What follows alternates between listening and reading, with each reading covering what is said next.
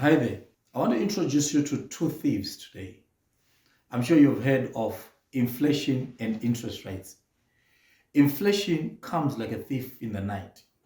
And what it does is it steals the purchasing power of your money. Before you know it, boom, your money does not buy anything at all. On the other hand, you've got interest rates. Interest rates are like a weight on your shoulders, and they're trying to weigh you down, especially if you find yourself in debt. And how can you not find yourself in debt in such an economic environment? In our video today, we are going to be talking about how to protect your finances from interest rates and inflation. This is Money Matters. I'm your host, Kenneth. Thank you for joining in. If you are joining us for the first time on the channel, please subscribe so that you get notified when new content is uploaded. Okay, straight into it. What is inflation? Inflation is a gradual increase in the general price of products. So we know that products from year to year, they increase in price. You have seen it. For example, if you go as far back, let's say go far back to 2020, go to 2010, go even back to 2000. The 10 rand that you have, the $10, the 10 pounds that you have now purchases less than it used to purchase, which means the power that it had, the purchasing power has been eroded. So somehow inflation has stolen the power out of that money. Therefore, inflation is known as the thief that steals the purchasing power of money. However, do not worry, because there are things that you can do, tips that I'll give you here. Just only 3 tips that I'll give you here, but there are more than that. If you can research it, I'll leave some links there for you to find out exactly what you can do with your money to protect it from inflation. But for the purposes of this video, we're going to focus only on 3 tips to protect your money from inflation. Number 1, the first thing that you ought to do to protect your money from inflation is create a budget. You know, when you've got a budget, it means that you can track your expenditure. You know exactly where your money is going. You know exactly where your money is coming from. It is very significant so that it helps you to cut down on unnecessary spending. Because the idea here is that you have money being left over to do other very critical things that you need done. Therefore, although inflation can be stealing away on the purchasing power of your money, you still have got money that you can spend on those things that are significant, very significant for you. So therefore, the first thing that you must have is a budget. Track your spending. Always track your spending. The second thing that you must do there is invest in assets, financial assets, or any other assets that will beat inflation at any given time. Now, we spoke in the other video.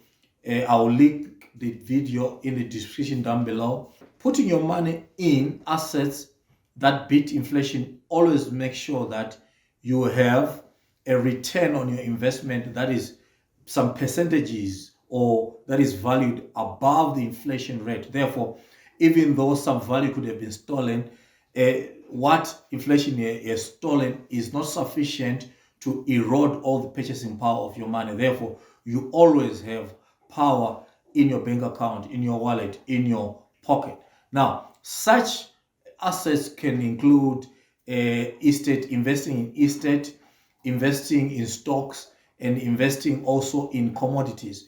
You'll find that investing in stocks is one of the things that will work well for you in this case, because stock markets, for instance, if I give you the New York Stock Exchange, go and check also the JSE and all other stock exchanges around the world. They will always outperform the inflation rate year on year. Therefore, putting your money in such investment tools ensures that no matter how much the inflation can rise, you always are beating it at any given time, at every given corner. Therefore, your money is sufficiently protected from the power of inflation. Number three is one of those things that will always work hands down. Increase your income. Now, always, if you've got a truckload of cash, it doesn't matter how much the prices have increased, you always can afford goods and services and even luxurious items that you want to buy. Therefore, increasing your income ensures that you have enough purchasing power no matter the regime of inflation or interest rates that are prevailing at any given time. So as a result, you are in a position where you don't feel that impact. You don't feel that theft that is coming from inflation. So you are, in a way, your income is outperforming the power of the inflation to erode your purchasing power. Therefore, as a result, you find yourself in a position where you afford goods and services. So these three methods and any other tips can beat inflation hands down. Now, I'm interested to find out from you what you are doing to beat the power of inflation. Please leave a comment in the description down below so that we can share these ideas. Now, let us go into interest rates. How do you protect your money from rising interest rates? We know that interest rates can be defined as the price of money. Obviously, it's the price of money because where there is an interest rate, it means that there is a debt somehow. You have a loan, whether for your house, a car loan, or either for small loans for this and that you are doing. Therefore, as such, you need to pay interest. Now, one of the ways to beat this is to get fixed rate loans. Now, getting fixed rate loans means that you're having to pay the same amount of interest over the debt period, okay? The opposite of that is having a variable or a market related interest rate where the interest rate is changing according to market rate, okay? If the Reserve Bank comes and announces that the repo rate has increased, you'll find that commercial banks also increase their interest rates. So as a result, you are having to pay more on your debt if the interest rates increases. Now, the advantage to having a variable rate is that the opposite is that interest rates could decrease. If they decrease, then you pay less. However, you cannot take that gamble because we do not know exactly how the rates will go. Now, as I said, we're in a 40 high inflation rate, and as such, interest rates are tracking those inflation rates.